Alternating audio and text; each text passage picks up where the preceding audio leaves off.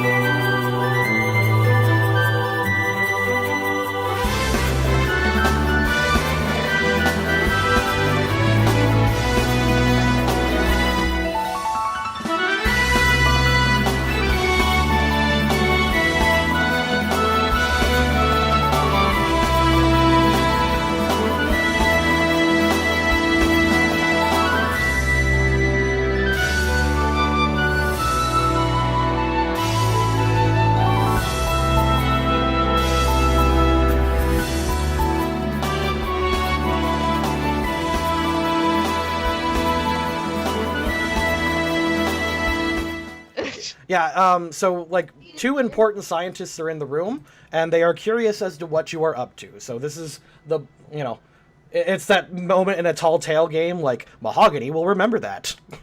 That kind of thing. Constantly training, because, that gym was pretty hard. Lavi gets up and sits next to Mahogany.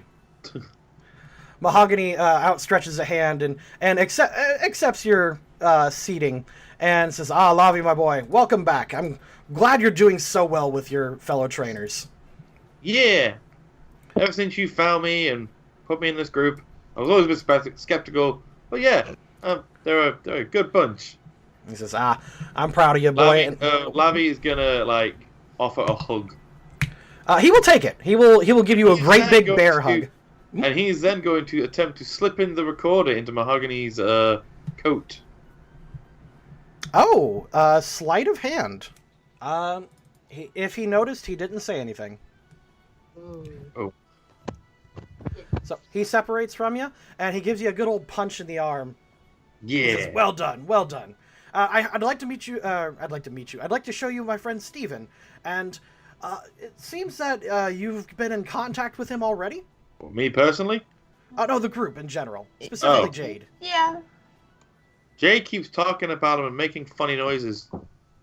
It's Steven freaking Stone. It's Steven freaking. Do you not see who? No, I don't. I don't know what that is. I don't know. Larry just sort of looks just incredibly just like he's just tilting his head with a big eyebrow up, and he's like, I don't understand who he is. No, does he fight? He's only the most important person in all of Hoenn in the past centuries. So he does fight. Waves a hand just kind of bashfully and says, I wouldn't say that. I did the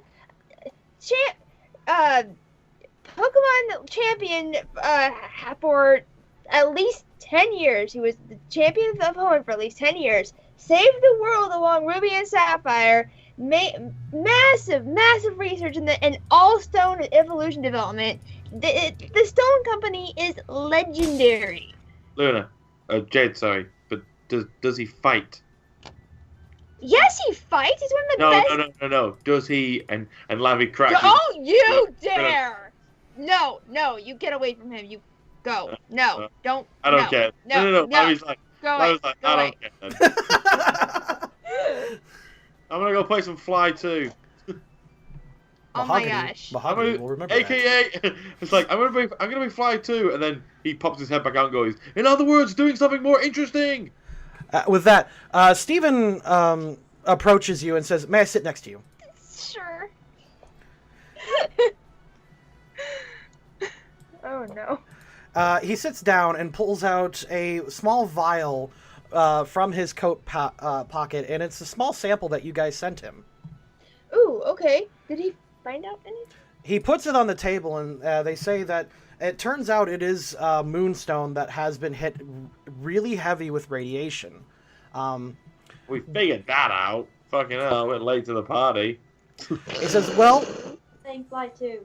Oh, yeah. You're paralyzed, Lavi. You're playing Sly too, Larry. And he says, currently, there have been a surprising amount of practical applications that we've discovered with it, though. Okay. Not only could it possibly be synthesized for other practical, like, proper tools and stuff, but in an evolution sense, you could create a Delta Pokemon out of this. He puts it on the table. Wow, really? He says, yes.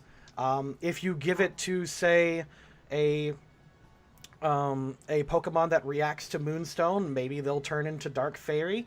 If you give it to, say, an Eevee... Oh, so we are going that weird route, aren't we? Essentially, I'm giving you the opportunity to make a really strange Stone Evolution Pokemon. He has currently managed to flush all the radiation out of it, making it non-harmful to humans, but it could have a fun reaction to any particular Stone Evolution Pokemon, including, and he actually gets in real low for this one. He says, I've heard that you guys have encountered Ultra Beasts. Oh, yeah, I caught one. He thinks for a moment and says, there is one particular Ultra Beast that reacts strongly to Moonstones. Perhaps this might be useful to you. I'd be interested if you guys run into that. Okay, that would be very interesting.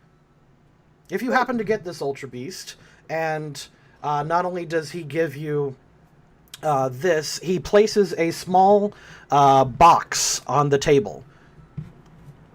He flips it open and reveals 3 beast balls inside. Whoa. Where? You know what? I'm not even surprised. I shouldn't be surprised. I'm still impressed, but I'm not surprised. Lavi grabs one of the 3 like Pokeballs and starts like throwing it in the air, going, "Hey, what's it? New Pokeball?" He looks at you and says, "Yes, you've actually held one before. Each of those is worth several $1 million." Holy crap. No way! He grabs the second one and starts throwing them both in the air, going, "Really expensive, guys." He kind of chuckles a little and says, "If you run into this Ultra Beast, I would like for you to attempt to catch it and study it with the under the effects of this Moonstone, if you possibly could." Which one? It is one that it is really strange. We only have small records of it. Recovering data from the... He said it's a Pokemon called Cosmog.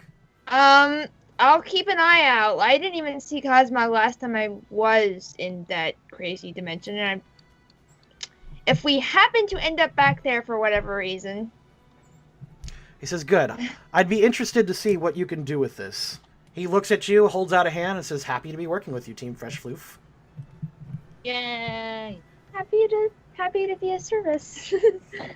So yeah, Mahogany is particularly excited after you guys get all that, and he says, oh, excellent, you guys are just moving right up in the world. And he looks at you again and says, I've discovered some information from those Team Vision things you gave me. Yeah? He says, mm-hmm.